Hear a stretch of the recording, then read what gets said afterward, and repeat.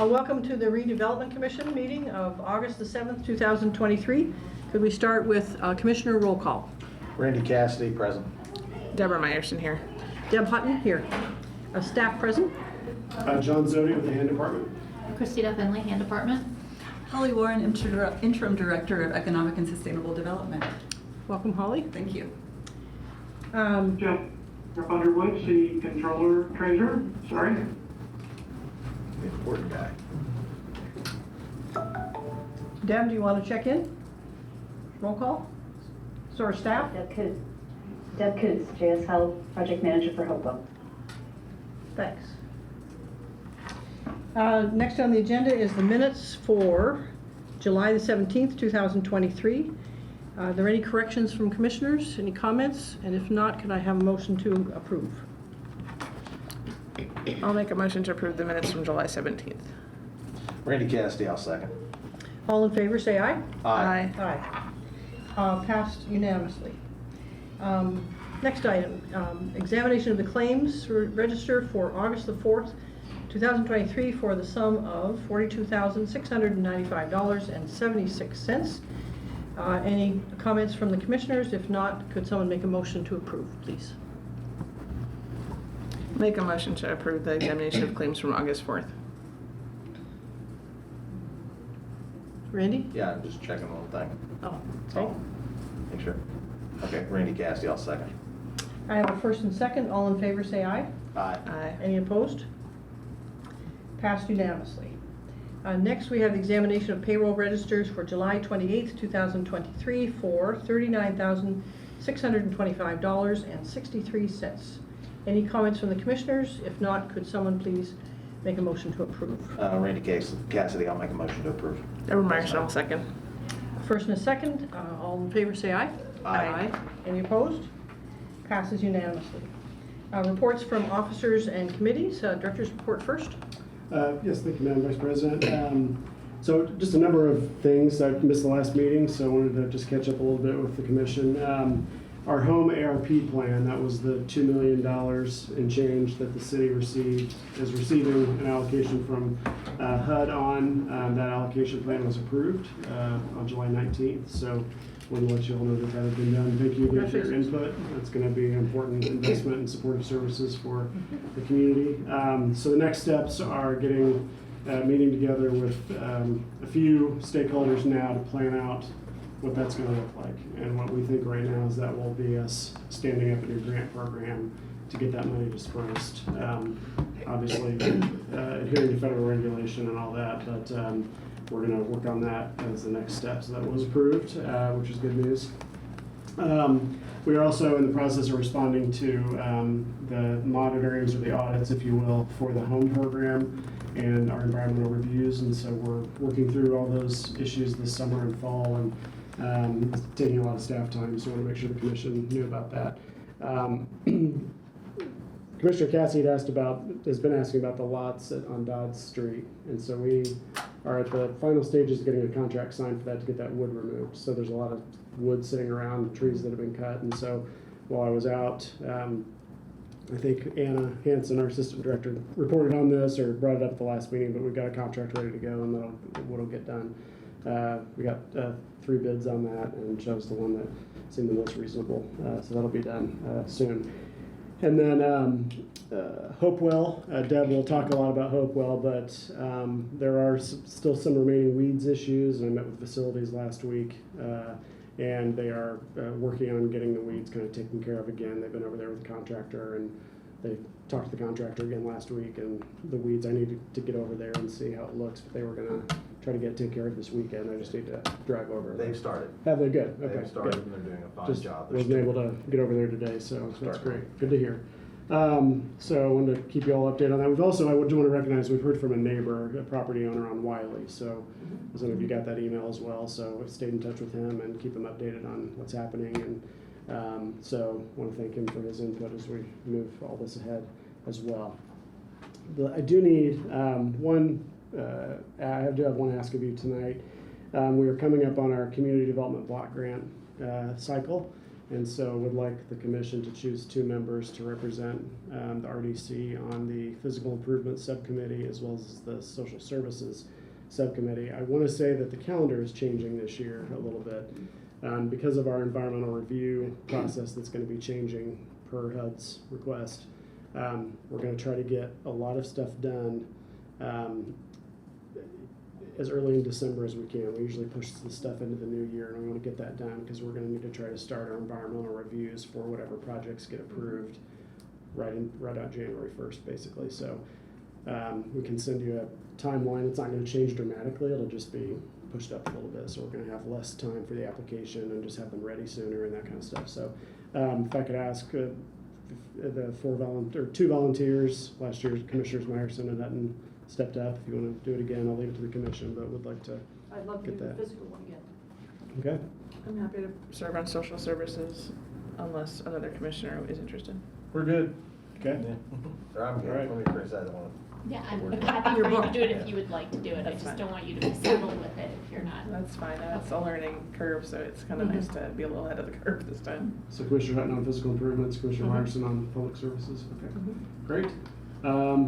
And I think the only other thing is that you all know we're coming up on budget time, so Hans' budget presentation will be along with the other departments the last week of August. I believe we're on Wednesday night.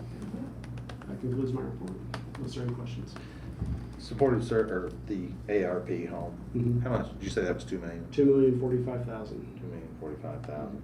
and $237. Who's our primary stakeholders? Just Really, it'll be, in this case, the social services providers in the community that provide case management for the 4 qualifying populations of people that are either homeless or at risk of being unhoused. And then there are a couple of projects we're looking at that would be the development of rental supportive housing that could benefit from that. But can we utilize that in rental supportive housing? we can utilize it for construction, For assuming all fiscal. the other regulations are met, which we have to be kind of careful about committing. So it's just a matter of looking at ones that we have coming up in the pipeline and what might help. Centerstone, Beacon. Yeah, and the shelter organizations as well, so. Okay, thank you. Thank you, Director. Is there a legal report?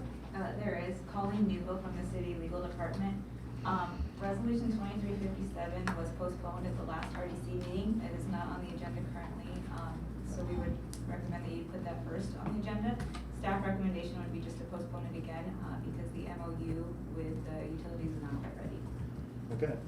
So it's not on the agenda, should we just No. wait until it comes up on the agenda next meeting? We need to punt. So you put on the need to agenda add to to postpone this it again. agenda so you can consider it. So we need a motion. Should be ahead of, it would be ahead of resolution 2360. So Okay, so we'll do it when it comes to new business then. Yeah, just do it Thanks. first and then move it, make a motion to postpone it again. Okay, thanks. Thank you. We'll just use your guidance for the wording. Thanks. Is there a treasurer's report? Jeff? No report, happy to answer any questions as they come up. Thank you. Business development update, Holly? Okay, hi everyone. I'm Holly Ward. I am the interim director for economic and sustainable development. I am also currently the assistant director for the arts. So fulfilling those 2 roles for the remaining of this administration. Really happy to be here. Really looking forward to having the support of all the cool people sitting behind me. I'm really excited to work with you all. Please bear with me as I problem. learn and fumble, but I'm really happy to be here. And then I'm gonna actually kick it over to Dee to talk about the CTP certification process. Dee, why don't you join us at the table? Sure. Okay, Dee De La Rosa, Assistant Director for Small Business Development for the City of Bloomington. It's been an interesting week. I had a meeting with IDC last week, and they have changed the calendar for the Certified Tech Park recertification. This certification happens every 4 years, and I don't know, is everyone familiar with what the Certified Tech Park kind of does? Fill us or- in. So, Okay. So we've got a good So, understanding. the Certified Tech Park is an area that is basically between 11th and 7th Street and Morton and Fairview Streets. It's a hub for the trades district and high technology businesses. And so when you're designated as a Certified Tech Park, basically the taxes that go in there get sent to the state and then we get money back in the simplest terms. Right now we're a level 1, which means that we get like $100,000 a year. We're being considered for level 2, which would be $250,000 a year. Because we are up for this level 2 status, they are resetting those who are in the level 2 status or maybe in the level 2 status. So they've upped the application date to September 29th. It's a big lift because that area is about 65 acres and upwards of 100 businesses within it. So within that, we have to find out how many employees everybody has, what's the average income, what are the benefits, what tax breaks do they get. So it's a lot to do in a very short amount of time. They have also asked for a third-party impact study. So we will have to find a firm who can do this study for us very fast. We do have some folks in mind, and I will confer with the staff to bring you something for the next meeting. Hopefully a contract and all of that will be settled. But just to let you know, this is what's happening.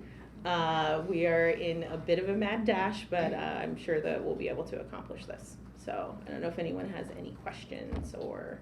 For that third-party impact study, is that something that will be a contract that is being funded by the RDC? It will be a contract that is funded by the RDC. So any estimate of when it's gonna... The lowest estimate that I've seen so far is about $25,000. The highest so far is around $50,000. Okay, and actually my question was about the date that we'd see a contract.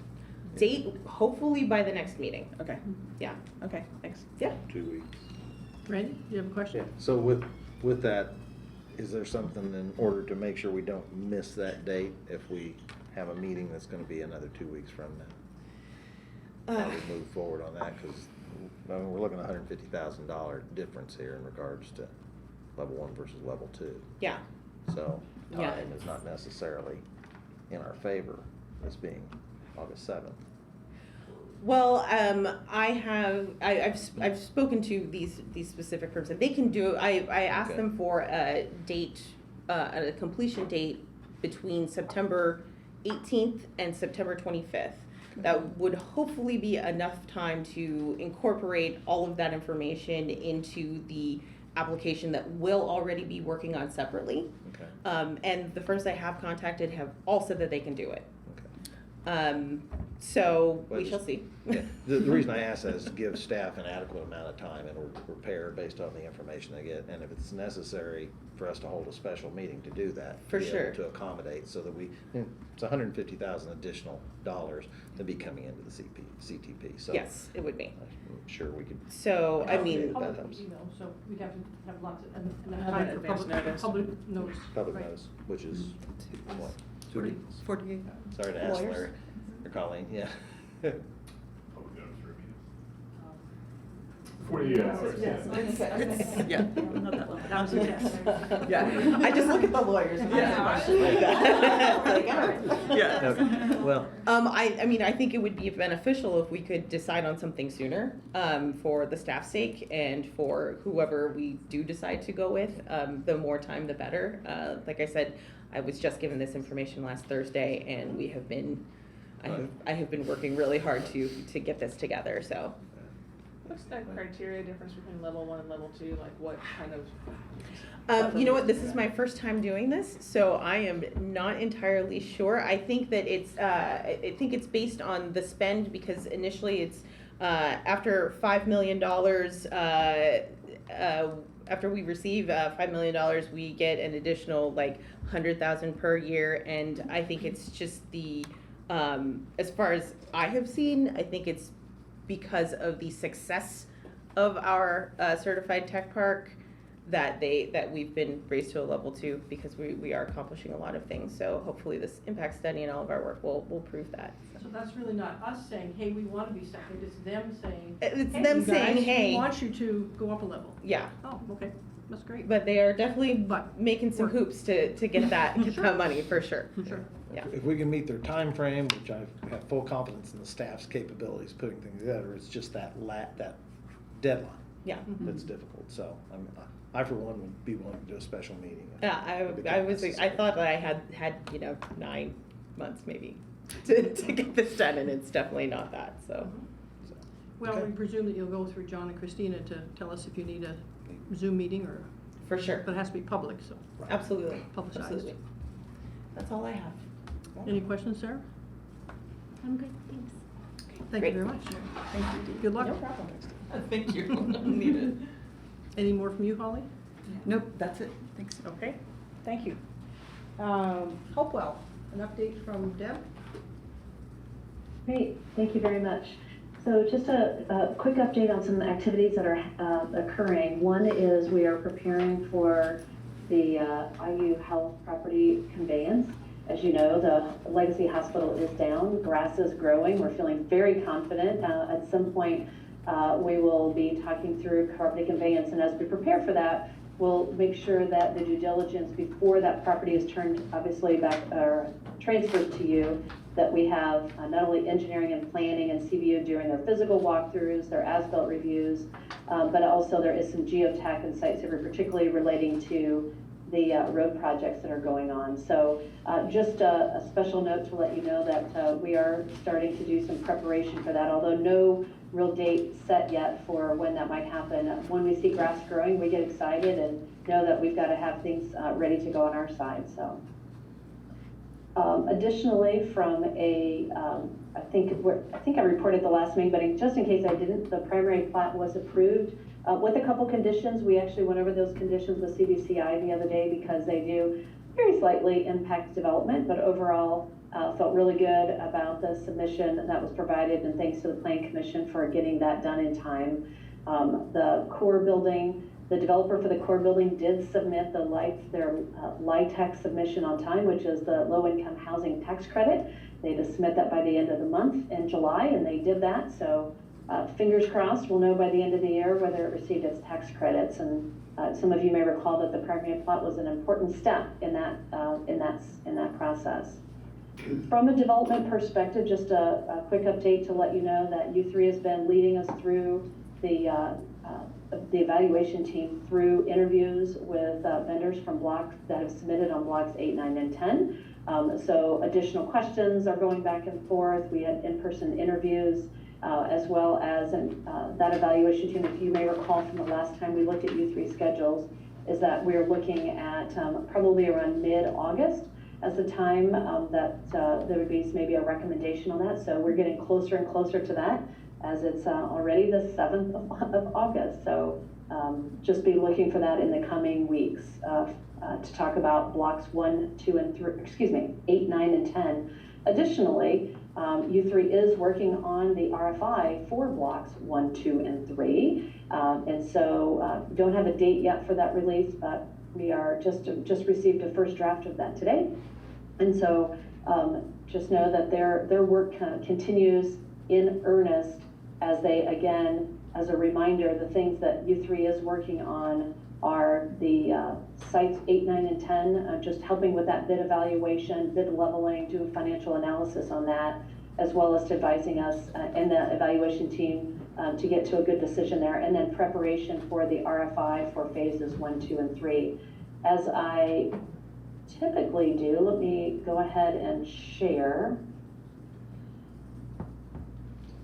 We can put this in the meeting notes, but as we look ahead to what's happening, we had previously with you, this is a snapshot of U3 advisors and their work plan. I know that you commissioned them, and so we want to keep you up to date on the activities of U3 and their advising team. We are looking for evaluation team recommendation that week of the 8/14, and then determination, do we move forward or not? Is there an alternative path? And so, as I said, we're getting close to determining that, bringing that forward, and then ultimately with sites 1, 2, and 3, proposing and working on the RFI document as we're looking at doing some of the developer informational interviews here in August and in September. So quick snapshot of some of the more week-by-week activities that are happening with U3. Let me get it up here. Okay. Additionally, let me touch on security and demolition. On security and demolition, at your last meeting, we had given you some things to consider. You asked us to come back and do some more due diligence on how long would it take to get bids Right now, we're thinking that the earliest we'd be able to bring demolition bids to the RDC would be in the month of October. We've validated that, so we are working on the development of getting actual bid released here so that we can get hard demolition bids. And then on the technology side, we are looking at soliciting quotes for that because that's a much smaller amount. So from a demolition perspective, we would be obviously following public bid laws. That's a big number, so we'd have to follow public bid laws there. From the technology, that really has to do with more soliciting the quotes. There will be determinations coming forward. If I think about the security, there's really 4 parts, and we explained this last time we met, but there's really 4 parts to it, right? There's the in-person security, there's the potential demolition, there is adding the technology, and then there's the boarding up of the assets as they get turned over to you. It'll be important that as we bring these things forward and we continue to give you more and more detail, we'll be laying out from a schedule perspective how each of those activities needs to happen so that they align. So for instance, boarding up of the core building, the windows, to protect those windows, we want that to be in line with when the property is going to be conveyed, right? So once the property is conveyed, we want to make sure that's in place. We'd also want to make sure that from a security contract personnel perspective, that once the property is conveyed, that we have the opportunity to make sure that we're continuing that present security that we have in the other parcels. So just know as we continue forward, probably our next meeting, we'll bring back a few more details about how all of those schedules align together. But I did want to reaffirm for you that we are looking at setting out some bids for demolition, getting some technology quotes, as well as some quotes for the boarding up and things like that, all following obviously the public requirements as it relates to that. Last thing that we'll mention is on the communication side. Obviously, there's been some exciting things on the communication side with what's happening with the groundbreaking that was well attended. We also had the opportunity to actually present the Hopewell story to an upcoming housing event. John's speaking at a Builders Association meeting as well. So there's some things coming up that we want to promote Hopewell anytime that we want. We actually had a few developers over the last couple weeks actually reach out to us saying, when is the RFI coming out for the next development? So that is really exciting and we're passing those on to you 3, of course. But it's important that we continue to hear those things and see that interest going on. That gets us very excited. Also on the communication side, I think Mick Renison is on here, and I think Mick's going to talk a little bit about sort of how we think about the website and the communications. And Mick, I will turn it over to you.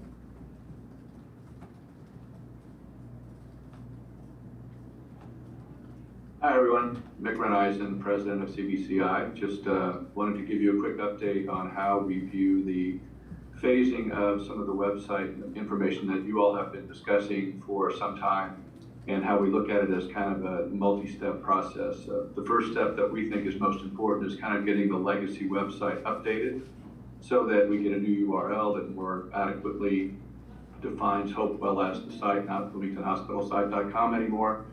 That we update information that has happened since the legacy website was last updated, and there's quite a bit happening, and it happens all the time, so that we can use that as a resource for the community in a very transparent fashion to access what is going on at the site.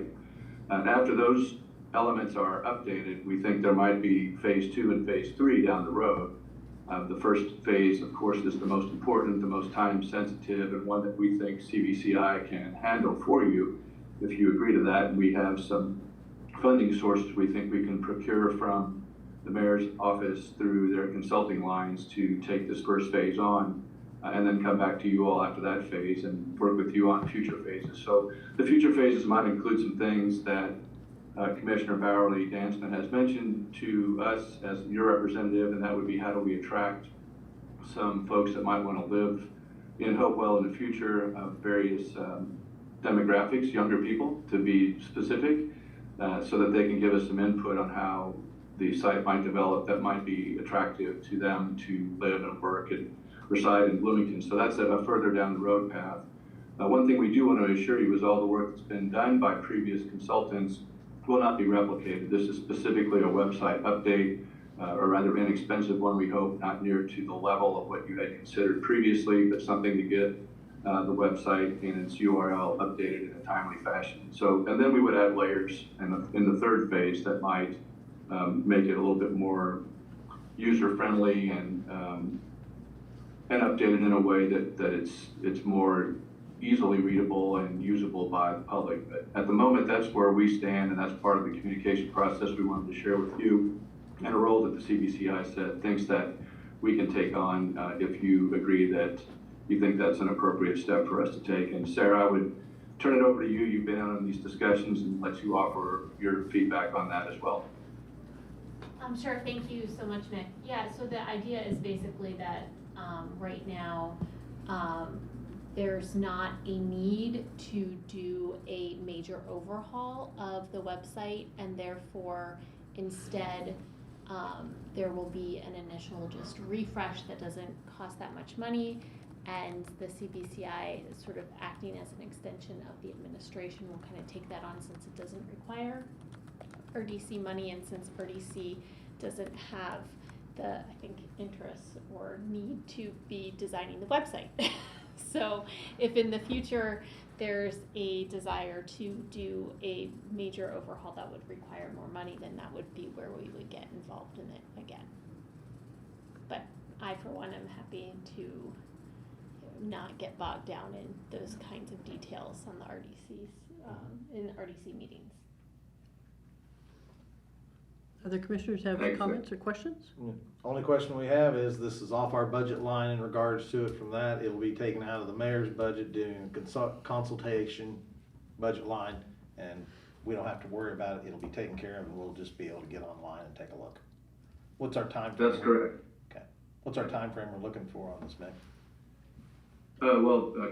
Our Commissioner Pena is an expert in this area. She has agreed to take this on. She does not think it's going, she has some contacts of website designers in mind already that she's worked with at the university. We don't think this is but, a couple of weeks to get a contract signed, and then after that, I don't know the length of time it would take to do the refresher, but we're not thinking it's a particularly elaborate process to do, and Valerie thought it was going to be pretty quick, as long as the entity we select has the time to do it in the time frame we'd like, which will be an element in selecting the right firm to begin with. Yeah. Thank the mayor's office for doing that, and you guys for taking it on. I have a question for Deb, but any more questions for Mick? Deb, refresh me, the sites 8, 9, and 10, for which you are accepting bids, those, and I don't have a map in front of me, but they do or do not overlap the 1, 2, 3, 4, 5, 6, 7, 8 proposed buildings that we want to demolish. We may want to demolish. Do they overlap, or are they different on First Street? They actually do overlap. Yeah, they actually do overlap. That's exactly where those are, and I can pull that up. So that brings me to ask the question that, as we have developers actually making bids, and we're discussing the concept for security's sake of demolishing those buildings, there seems to be sort of like a Venn diagram overlap of, are we going to demolish them and they're bidding as if we are going to demolish them? Or are they bidding with demolishing in it and we shouldn't be discussing demolishing them? So what's the... Yeah, great question, great question. So, Commissioner, through the interview process, and to our suspicion, as we looked at the proposals, they did not include demolition in that. And so I do not think, we have confirmed there is no overlap there. You may also recall that we've highlighted the fact that at least one proposal identifies keeping 714 South Rogers, kind of the Broomless building, and then others have recommended it come down. Right. So, depending on where that goes, right, that will need to be considered. So it depends on, each developer has a different solution for that. So, but it is definitely that same area. Well, I think we need to keep that in mind, that the developers are not considering demolishing it all, and so therefore we almost have to demolish them if we want any of those developers to consider development. Is that right? Right. Okay, that's good to keep in mind then. Thanks. Any questions more for Deb? Yeah, in regards to, as you move forward on this, preparing the bids and such, are you looking at trying to give it put it out as individual ones as opposed to wholesale based on the 714 building and the others, so that based on what Mr. Underwood says from a financial standpoint, we could be selective in regards to that? Yeah, typically when we do bids like that, we allow the bidder to identify a price per building, or they can do the whole, sort of like you can pick and choose which one, or you can do all of them, and that allows the owner the opportunity to choose which ones you'd like to demolish. As we look through the 8, 9, and 10, you do the evaluation on those, I noticed based upon the demolition, we were discussing the utilization of 615 for the office thing. Mm-hmm. Given everything that's going on, is that something, given its nature of, I don't know, it's historic, it may be, it's historic, okay. So based on the historic nature of it, have we looked at how that impacts our timeline from looking at things? Deb, do you want me to speak to that on the? Yes. Okay, so the two buildings that would be sort of accepted from demolition right now, if we moved ahead, would be 714 South Rogers, which is the Convalescent Center, as well as 615 West First. That's the white bungalow that is a contributing structure, so it would have to go through the Historic Preservation Commission for demolition. Okay. Because that's being used as a project office, we've not thus far put that into any discussion about any bid that would go out anytime soon that would involve the demolition of that, because it's its own sort of case. The only impact, but as we look at moving forward on that, how it impacts the street, et cetera, as far as grades, so that we don't. I think we'd have to look at timelines. Okay. Once a development plan is defined for that Area. specific area, we'd have to see what the timeline of that is, the timeline of the use of the need for the project office, and then the timeline it takes to go through the demolition delay through the HPC. And anything we can do to not demolish things, and actually adaptive reuse is always a better thing. Gotcha. So, okay. One question, if we're still on Hopewell, in regards to how are we moving forward on our evaluation on the garage? Great question. So the evaluation team, I think I reported that they did have a kickoff meeting. They are doing some internal review of all the documents that we have.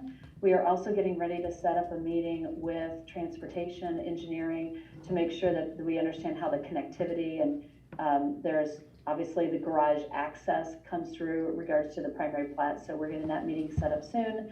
And then they have requested access to the garage in that mid to late August timeframe. So we're in coordination with that. So that's when the actual testing happens, but it has to be coordinated with IU when it comes to our due diligence. So that'll be phased at the same time we do a due diligence. Thank you. Any other questions? I have a couple. Sure. So Deb, I was a little surprised to hear that all of the bids for 8, 9, and 10 came back without pricing in the cost of demolition, because I thought that previously when we discussed this issue, one of the issues was, we put these bids out and they would include the companies doing the demolition. So could you tell us, could you provide more information about that? Because that was surprising to me. So let's be clear, they did not submit a bid. We issued a request for information. Okay. So it's not a bid, request for information. And in that request for information, we identified part of their scope of work was to include demolition of the buildings that were necessary. When proposals are submitted, sometimes they include everything and sometimes they don't. And so through the evaluation process, that's part of the evaluation process to determine what is really in, what's really not, and do we have kind of apples to apples in that comparison. So it is an RFI. We do have proposals back on it, but we have confirmed they did not include demolition. Okay, great. And then,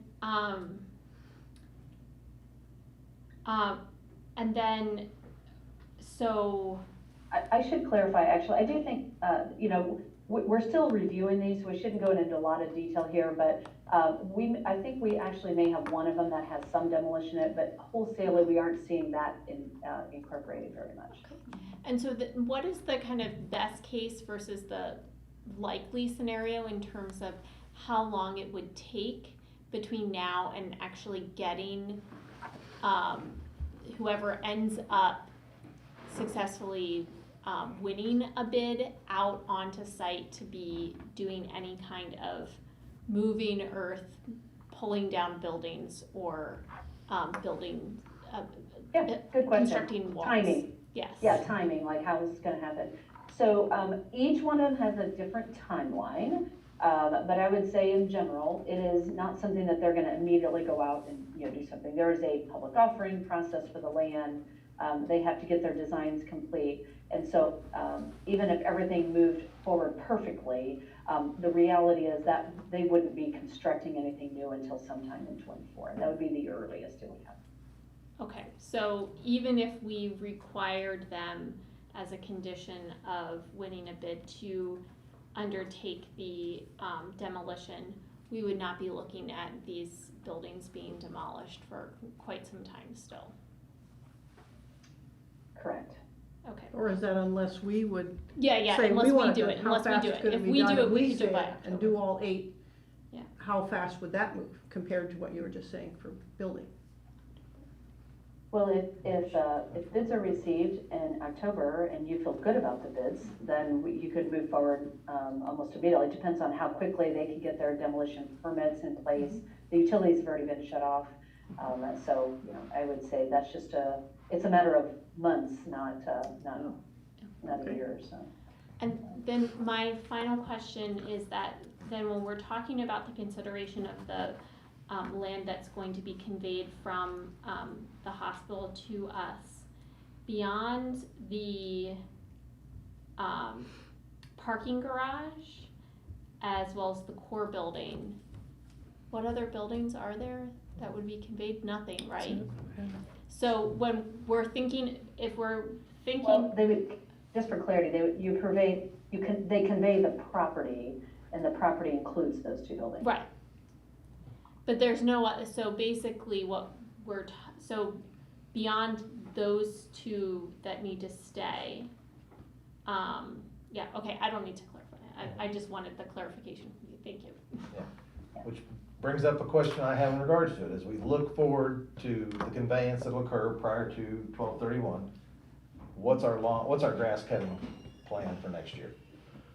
Just thinking ahead as far as we go into the budgets the next week, Yeah. so that we take into consideration that we're getting ready to take in a 26 acre property that has, I'm not sure if it's Timothy or fescue, but I'm sure it'll grow. I would anticipate that when we review service contracts for the new year, our do not exceed amounts, if we would just use the same contractor and put in a new do not exceed amount to incorporate the additional property, that's what I would anticipate. Okay, It's up to all of you, but that's just the chronology, because once we determine if the RDC is going to demolish and pay for the buildings on blocks 8, 9, and 10, what the new security plan is and what the coverage is. The most pressing thing is to figure out what the security atmosphere is going to be as that property is conveyed to us, so that we are ready to go when the property is conveyed. And then the next step, I think, would be to get through the season and then look at that contract in the new year. Yeah. We'll have the care, custody, and control of the entire, the site, the fence is remaining inside, and we've got, Right. we gotta maintain it, so just as we look through budgetary issues for next year, I just wanna bring that up. Yep. But also if we demolish these 8 What? buildings, Yeah. and they'll want to be grassed over before a bidder actually gets to develop any one of the 3, that'd be more grass, That'd be additional grass, yeah, I'm just looking at. more what we- property. Yep, and the fence will remain The there fence, after we convey. The fence, yes, Deb can nod her head, but the fence around the former hospital, Legacy Hospital site will stay. That's Okay. great. That's kind of a perpetuity, right, Deb, until the core building might Right, be. yeah, removed. that's part of the IU health agreement, that they would leave that fence in place Okay. for us. Wonderful, thank you. Any last questions? Thank you, Deb, very much. Appreciate it.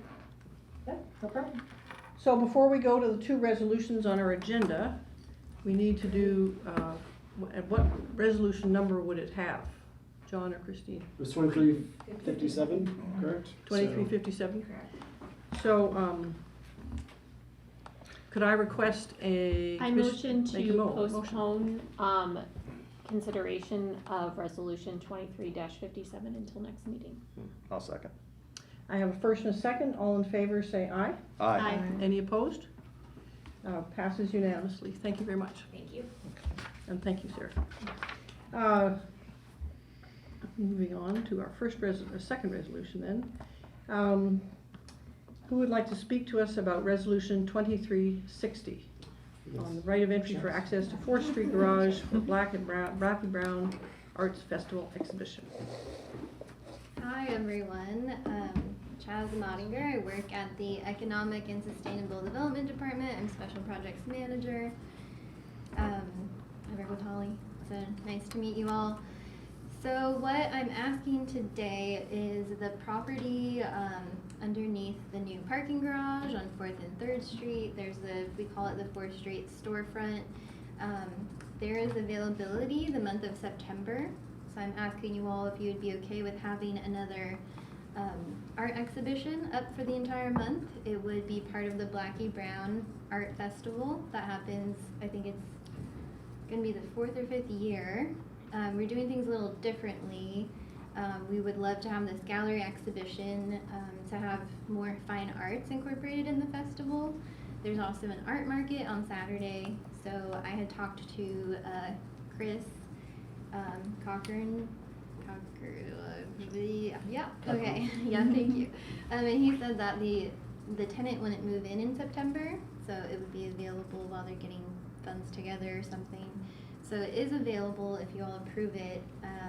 But yeah, we just have a fine art gallery show up for the entire month of September, and then we would have a reception for the festival on September 8th.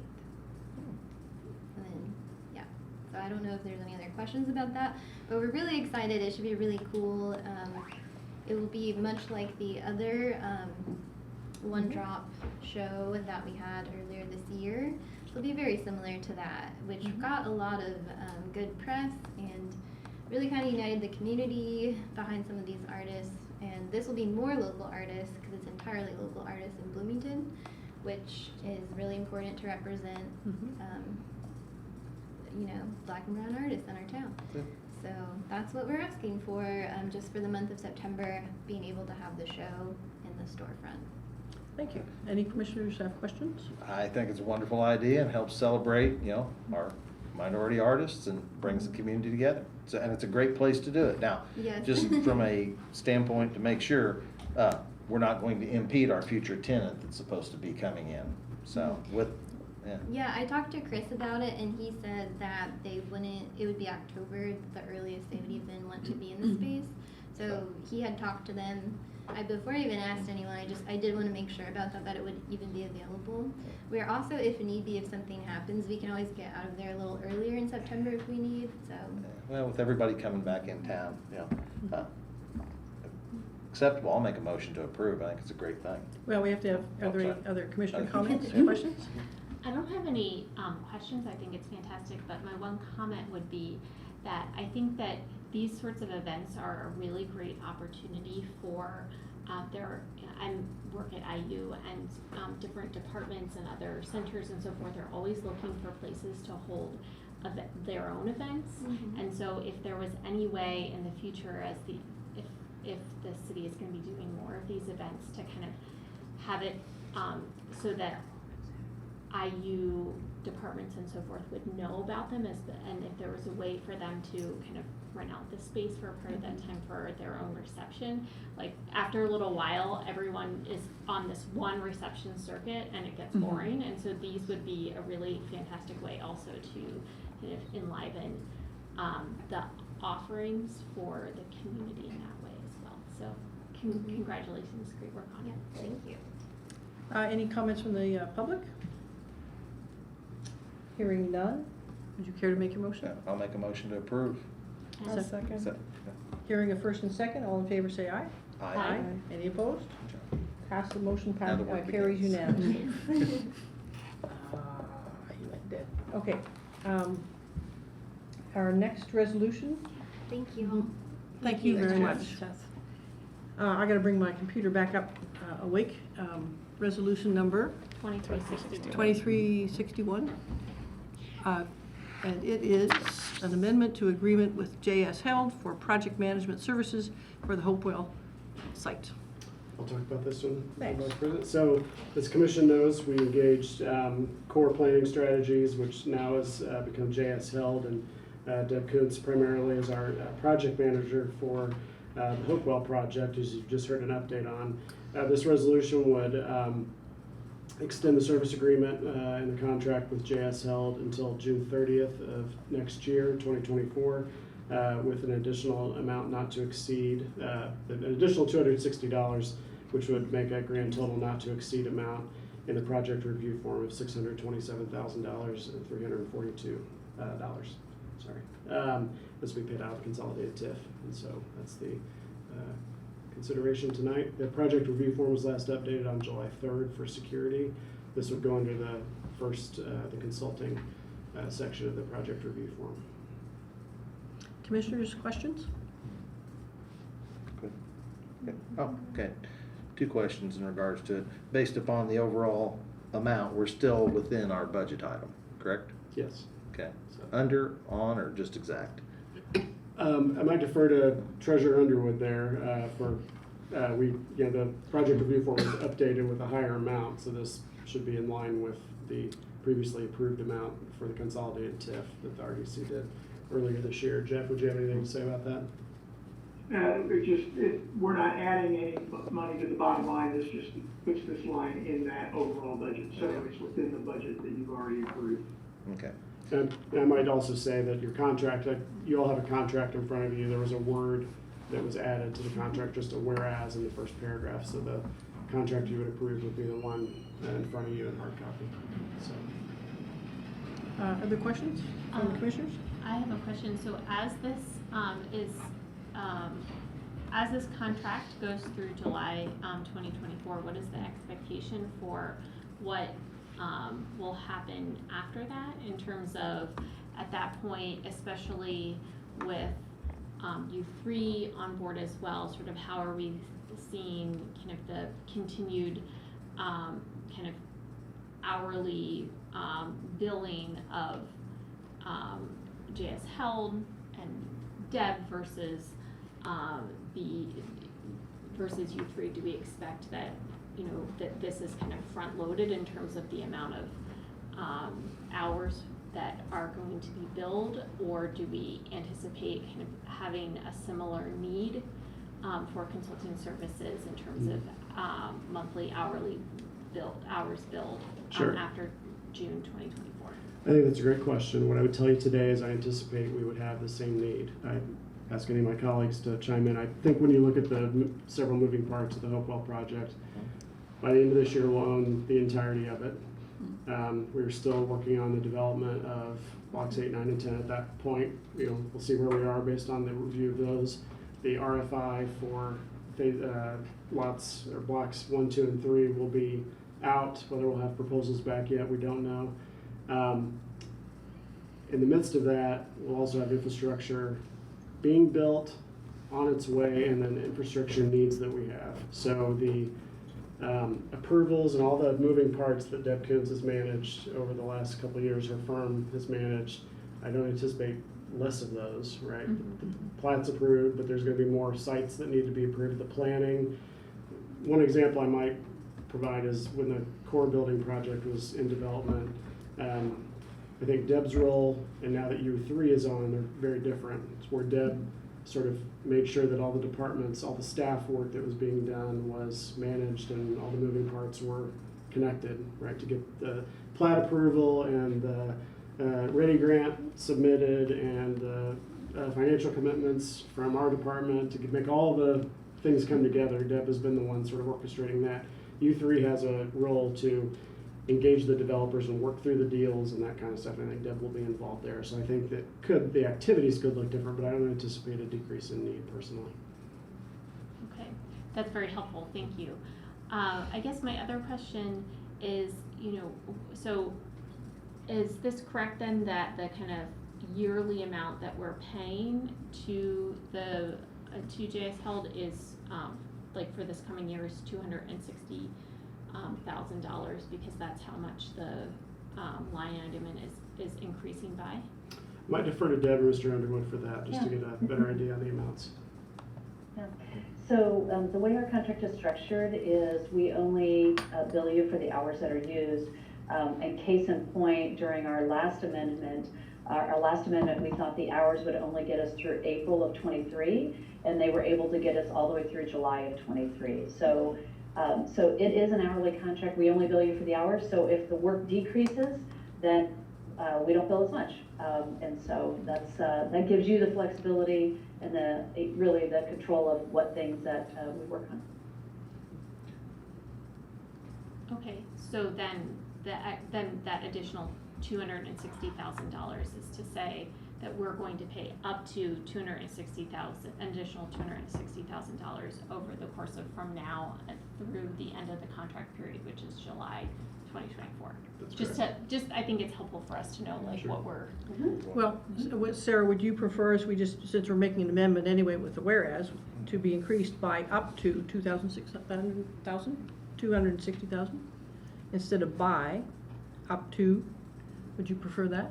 I mean, my question was just for kind of understanding Okay. and for public understanding as well. So I would defer to the lawyers if it's necessary or not. Sure. I would imagine that, I don't want to kind of sneak in and start trying to amend contract language if it's unnecessary. Sure.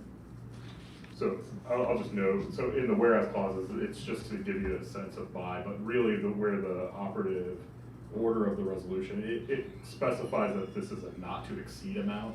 So it's an amount not to exceed a grand total of this, which includes the ad. So it's already Fine. provided for in the contract and in the resolution. Terrific. Thank you, Larry. Randy? I was just wondering, I appreciate that the amendment has the information about hourly rates. Is there like a target likely billing rate that kind of helps get to that 260 by the end of June? Just trying to get a sense of like how many billable hours. I realize again there's different staffing with different rates, but just trying to get a sense of like how the meat is ground to get to that number. What the amount of hours? Yeah, like how many billable hours are, I mean, I don't know what because we don't usually see the individual, invoices except for, in maybe the claims and stuff, but nonetheless, just curious, like how many billable hours is likely to be part of that? Just trying to get a sense of how that figure is constructed. Deb, do you have a comment? Yeah. Yeah, I would say it's somewhere between 24 to 30 hours a week. So it's, and it depends on kind of who's doing it, but that's, so you add those up for the month, right? But it usually averages about 24 to 30 hours a week. Thank you. It does fluctuate, I will tell you. When the RFI was going out for blocks 8, 9, and 10, when we were doing interviews for U3 advisors, right, those are the heaviest months. But yet, there were months early in 23 where it was light, so. And I realize that this might be a really challenging question to answer, but I'm curious if maybe you don't feel comfortable kind of answering it because you don't have the data in front of you to feel confident in your answer, but I'm curious, I know that every time that I speak to someone involved in these projects and in city government, there's a lot of conversation about how having JS Held and Deb in particular has been really important for moving this project forward. Do you have any sense of how many employees the city would need to add to payroll in order to replace kind of what the services being provided through this contract, or keep any kind of records to get a sense of kind of the cost benefit analysis of you continuing to use consultants versus staffing up? Yeah. I'm not sure I can answer all that question. As far as staff costs go, I'd really I'm just going to not answer that, not out of evasion, but if anybody else wants to chime in, not from the financial side, it's just really hard to say.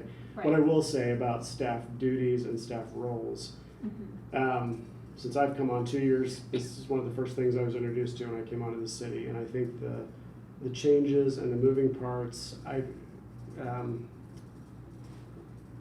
knowing how Jazz Health's value has been, I think, highlighted by its ability to pull from a department, here's what we need for this piece of Hopewell right now from the hand department, here's what we need from planning for this percentage of this project, and that changes. So I would have to see what a permanent staff model would look like there, because project management is, keeping it all on track, and you need a little bit from here and a little bit from there as you keep moving forward. And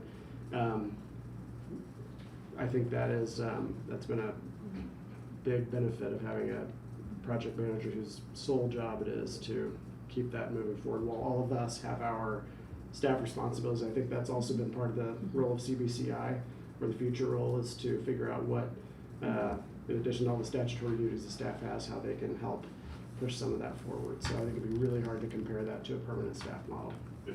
Johnny, mind if I add? I should have actually deferred to the deputy. No, there you Instead of speaking for us. No, I think that's all right. I think the other thing is, you also have to take into account expertise, and there's kind of an unparalleled expertise that Deb has brought to the table as a trained architect and as somebody who's done several projects that are similar. So it's a it honestly is probably the equivalent of a small department being added just for the Hopewell project. Because you have somebody at senior level that has seen these projects, that has the type of expertise, and hiring an architect is usually not cheap.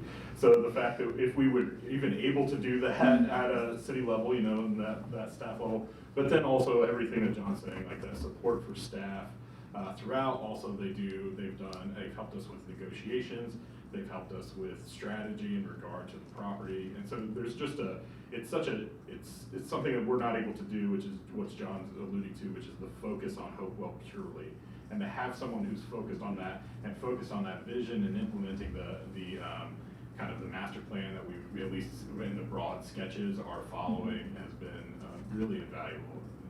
So that's the only thing I'd add is just there's several positions that you would probably end up having to hire to replace the values that we're doing. Thank you, that's very helpful. Any questions from the public? Hearing none, could I have a motion with it, which includes the amendment? I have one question. Oh, sure. How's this contract amendment line up with U3's contract timing wise? So this does not, this contract extension basically is for the next year. It gives opportunities for you to make different choices if you choose to in the future. Mick actually asked me if we wanted to, if we should think about aligning it with U3's. I chose not to. I chose to bring it to you in a year. But I just think that's the right thing to do for the kind of project and the kind of evolution that will go on with this project. So. Okay. If there's no more questions, then could someone make a motion to approve this amendment with the, resolution with the amendment?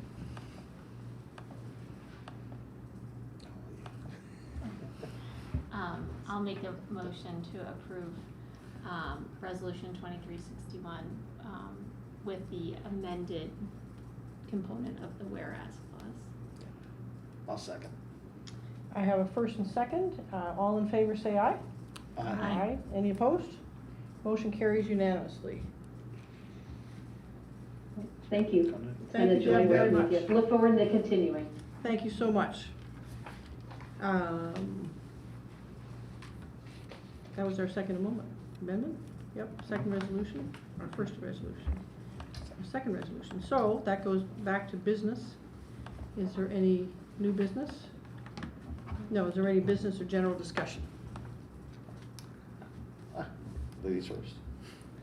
I was just interested, because we talked a little bit about the security this time, and it was actually something that Randy had brought up at the last meeting, but and it's actually helpful because Ms. Warren's with us today.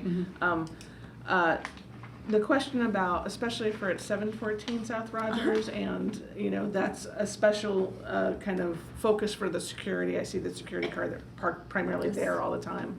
And the question that Randy had brought up, which I'm just echoing now, is is there an opportunity to create a temporary use there that would enliven the space, that the money that's being invested, or even the proposed additional money that's being proposed for security could be invested in an active use of the space, again, temporary, that, you know, Randy had suggested in terms of the arts, there may be other ideas, but anyway, I just wanted to bring that back up on the table, and again, other folks, other commissioners may have additional comments on that, but that's my question. Sure. I would say, just from a cost standpoint, there are no utilities to the building, and getting those reconnected would be quite expensive. There's also quite a bit of damage in the building. Nothing, as best we can tell right now, that's structural. It's more visible and glass and that kind of thing. So I think we'd incur quite a bit of cost trying to find a reuse and getting those utilities hooked back up. Deb has tracked utilities better than me, but I'd want to look at that personally. What utilities, I'm just curious, do they actually disconnect? Power? Power, and, yeah, water. Yeah. Yeah. So, yeah, the other thing I guess I would just encourage us to, you know, we're so close to getting to how we may or may not move forward with one of the proposers on 8, 9, and 10. I would ask that we just kind of sit tight until we get past that, and then I think that becomes a more critical question in the equation. I just want to speak to that as arts person as well. I would definitely be interested in exploring that as an option. I think that's just one question I have overall about the suggestion to demolish versus secure. I do think, can we lean into what's going on there and what is already present? Also to Randy's point about sustainability, if that's an option, I'd be happy to discuss it, but I do agree. I know there's only so much several of our budgets can hold, but always happy to explore those options based on what comes back from the 8, 9, and 10 plot RFI. So. You'll have some information in regards to that within the next month. That just you leave utilities off and you don't take care of your roof, your buildings deteriorate quickly. So, and that brutalist building, while it may not be the most aesthetically pleasing to a lot of people, you know, it has a structure that is going to be very difficult to demolish. So, adaptive. Anyway, okay. Are we into different questions? Mm-hmm. Okay. Question in regards to the Real America and our, I don't know how to politically put that particular project location. Oh. How are we moving forward on that? 1600 South Walnut. Thank you. Yeah. It's going well. They're moving ahead. They've encountered a lot of sort of issues on the ground and in the ground, but I actually spoke to them today, had a meeting with them. So they're plugging ahead. I think the last probably update we had was I was telling you about the foundation and the geopiering issues. So the elevator towers are up. They expect to see things going more vertical pretty soon as soon as they get all the foundational stuff done. But they ran into quite a bit of limestone down there, and so had some delays. So they're moving. Okay. So still on target to get that project up, running, and working with Centerstone sometime in the next year. That's actually going to be a partnership with Stonebelt. Excuse me, Stonebelt. Yeah. So the core building is Centerstone, but looking at sometime mid next year, I think, for a possible open date when that building will be in service. Okay, excellent.